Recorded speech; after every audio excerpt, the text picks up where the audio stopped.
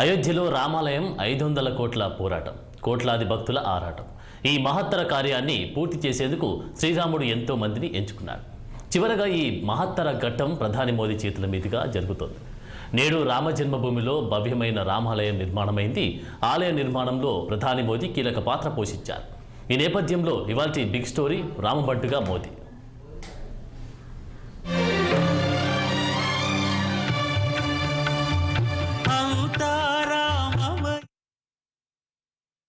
ప్రధానమంత్రి నరేంద్ర మోదీని శ్రీరాముడి వీరభక్తుడిగా బీజేపీ ఒకనాటి కీలక నేత అద్వానీ అభివర్ణించారు.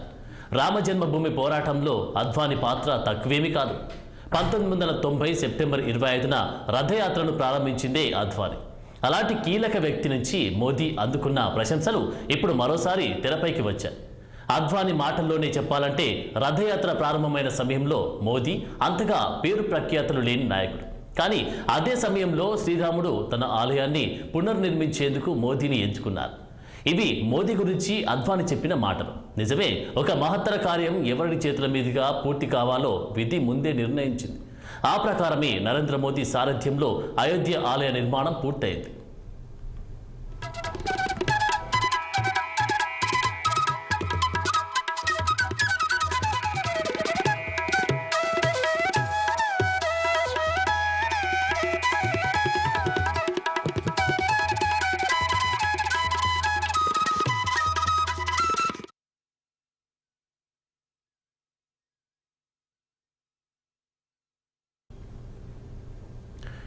అయోధ్య పోరాటంలో కీలక పాత్ర పోషించిన సాధ్వి రితంబరా కూడా మోదీని ఎంతగానో ప్రశంసించారు.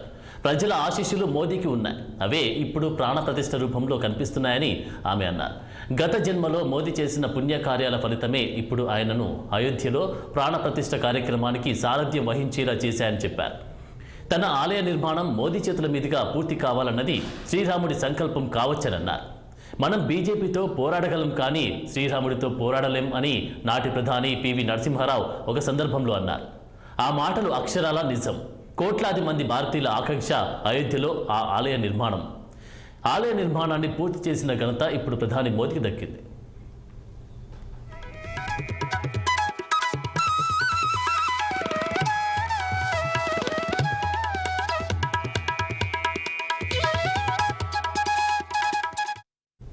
ప్రధానమంత్రి నరేంద్ర మోదీ 2020 ఆగస్టులో రామాలయ నిర్మాణానికి శంకుస్థాపన చేశారు.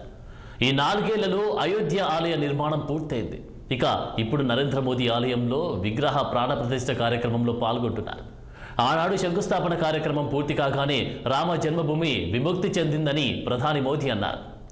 ఏళ్లుగా గుడారంలో ఉన్న శ్రీరాముడికి ఇక మందిరం రానుందని ప్రకటించారు. ఆ మాట ఇప్పుడు నిజమైంది. రామ జన్మభూమిలో భవ్యమైన దివ్య మందిరం రూపుదిద్దుకుంది. ప్రధానమంత్రి నరేంద్ర మోదీకి రామాలయ ఉద్యమంతో ఎంతో సన్నిహిత సంబంధం ఉంది. 1990లో ఈ ఉద్యమం ప్రారంభమైన నాటి నుంచి కూడా ఆయన ఈ ఉద్యమంలో ఎంతో కీలక పాత్ర పోషించారు. అద్వానీ రథయాత్ర నిర్వహణలో ఆయన ప్రముఖ పాత్ర పోషించారు.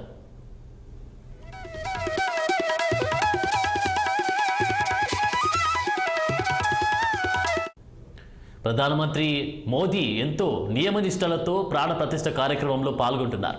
11 రోజులుగా ఆయన అత్యంత సాధారణ జీవితం గడపనున్నారు. నేలపైనే పడుకుంటున్నారు. కొబ్బరి నీళ్లను మాత్రమే ఆహారంగా తీసుకుంటున్నారు. గోపూజ చేస్తూ ఉన్నారు. దేశవ్యాప్తంగా శ్రీరాముడితో ముడిపడిన ఆలయాలను దర్శించి పూజలు చేస్తున్నారు. ఉత్తర భారతదేశంతో పాటుగా ఆంధ్రప్రదేశ్, తమిళనాడు, కర్ణాటక ఇలా ఎన్నో రాష్ట్రాల్లో మోదీ వివిధ దేశాల్లో పూజలు చేశారు.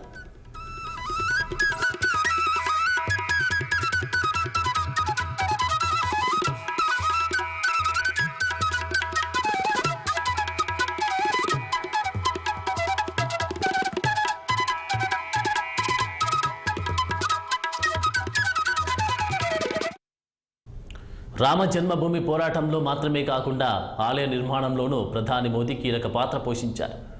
ఆలయ నిర్మాణానికి సంబంధించిన విశేషాలను ఎప్పటికప్పుడు తెలుసుకుంటున్నారు. మార్పులు చేర్పులు సూచించారు. శ్రీరామనవమి నాడు సూర్యకిరణాలు శ్రీరాముడి నుదిటిని తాకుతాయి. ఆ విధంగా గర్భగుడిలో శ్రీరాముడి విగ్రహాన్ని ప్రతిష్ఠించారు. ఈ సూచన చేసింది ప్రధాని మోదీ అని చెబుతారు. శ్రీరాముడి సూర్య వంశానికి చెందినవాడు కావడంతో ఆయన ఈ సూచన చేశారు. 2018లో అయోధ్యలో దీపోత్సవం సందర్భంగా అయోధ్య నగరం కొరియా మధ్య అనుబంధాన్ని ప్రధాని మోదీ మరోసారి వెలుగులోకి తీసుకొచ్చారు. అది మాత్రమే కాదు, శ్రీరాముడిని ప్రపంచంలో అన్ని దేశాలు తలుచుకునేలా చేయడంలో కూడా మోదీ కీలక పాత్ర పోషించారు.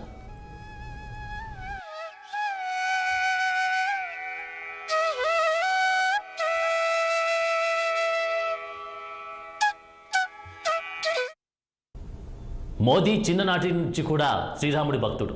అందుకే ఆలయ నిర్మాణంలో నాణ్యతను కోరుకున్నారు. అంతేకాకుండా ఆలయం కనీసం 1000 ఏళ్ల పాటు నిలిచి ఉండేలా చర్యలు తీసుకున్నారు. అంతేకాదు, అయోధ్యతో పాటు చుట్టుప్రక్కల ప్రాంతాలు అభివృద్ధి చెందేలా వేల కోట్ల రూపాయల విలువైన ప్రాజెక్టులు చేపట్టారు. ఇతరేతర సామర్థ్యాలు గలవారు సైతం సులభంగా దేవుణ్ణి దర్శించుకునేలా ఆలయంలో ప్రత్యేక ఏర్పాట్లు చేశారు. వీల్ చైర్లో వచ్చేవారు కూడా సులభంగా దేవుణ్ణి చూసే ఏర్పాట్లు చేశారు. భక్తులకు వీలైనంత త్వరగా దర్శనం కలగాలని మోదీ కోరుకుంటున్నారు. అంతేకాకుండా భక్తులు అయోధ్యలో కొంతకాలం అన్ని సదుపాయాలతో ప్రశాంతంగా గడిపే వాతావరణం ఉండాలని కూడా భావించారు. అందుకు తగ్గ ఏర్పాట్లు చేశారు.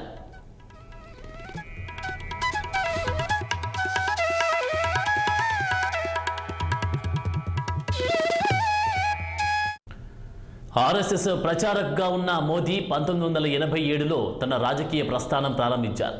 1987లో ఆయన గుజరాత్ బీజేపీ సంస్థాగత కార్యదర్శిగా నియమితులయ్యారు.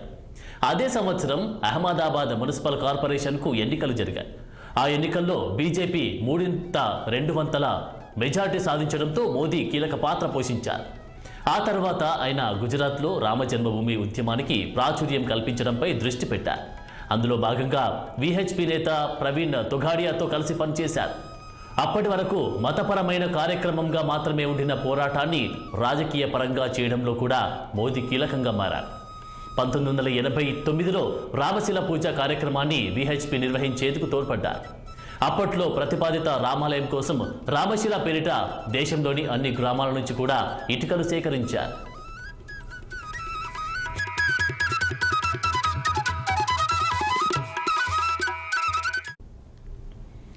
రామ జన్మభూమి ఉద్యమం సందర్భంగా మోదీ చేసిన ప్రసంగాల్లో మాటలు తూటాల్లా పేలాయని గుజరాత్ ప్రస్తుత విహెచ్పి అధ్యక్షుడు దిలీప్ త్రివేది గుర్తు చేసుకున్నారు. అప్పట్లో మోదీ ప్రసంగాలను లోక్ అదాలత్లో మే అధ్యయనం అయోధ్య పేరిట విడుదల చేశారు.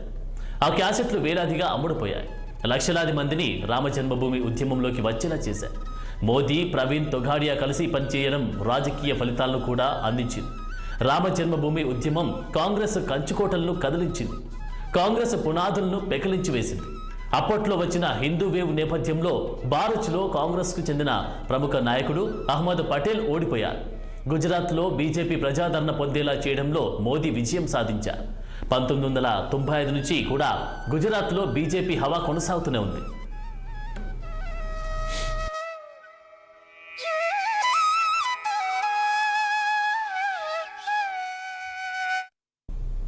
అద్వానీ రథయాత్రలో మోదీ కీలక పాత్ర నిర్వహించారు. గుజరాత్లో 600 గ్రామాల గుండా రథయాత్ర జరిగింది. అందుకు తగ్గ ఏర్పాట్లను చేయడంలో మోదీ కీలకంగా వ్యవహరించారు. రామ జన్మభూమి ఉద్యమం సందర్భంగా మోదీ గుజరాత్లో విస్తృతంగా పర్యటించారు.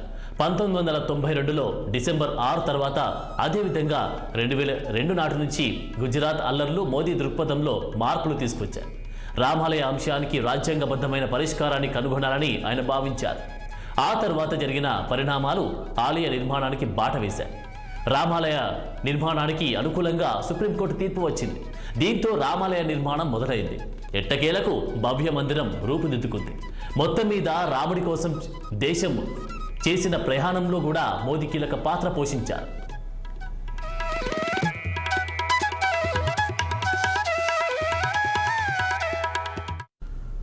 అయోధ్యలో ఆలయ నిర్మాణానికి జరిగిన భూమి పూజ మొదలుకొని ప్రాణ ప్రతిష్ఠ వరకు జరిగిన వివిధ కార్యక్రమాల్లో మోదీ పాల్గొనడంపై రాజకీయంగా అనేక విమర్శలు వచ్చాయి.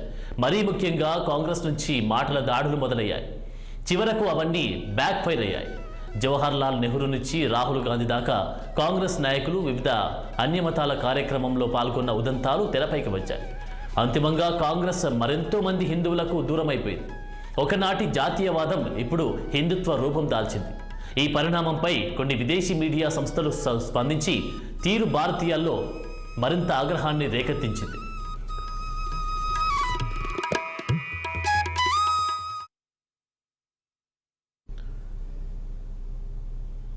రామాలయ నిర్మాణాన్ని బీజేపీ తన రాజకీయ ప్రయోజనాల కోసం వినియోగించుకుంటుందని కొన్ని పార్టీలు విమర్శిస్తున్నాయి.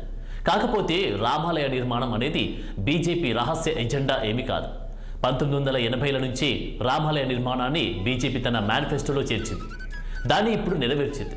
ఈ నేపథ్యంలో రామాలయ నిర్మాణాన్ని రాజకీయంగా వినియోగించుకునే నైతిక హక్కు బీజేపీకి ఉందనే వాదన బలపడింది. ఏమైతేనేం కోట్లాది మంది భారతీయుల ఆకాంక్ష ఇప్పుడు నెరవేరింది.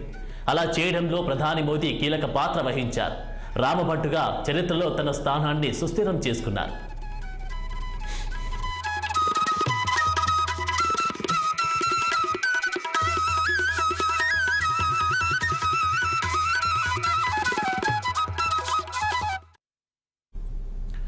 ఇది వాటి బిగ్ స్టోరీ. మరో కార్యక్రమంలో మళ్ళీ కలుద్దాం. నమస్కారం.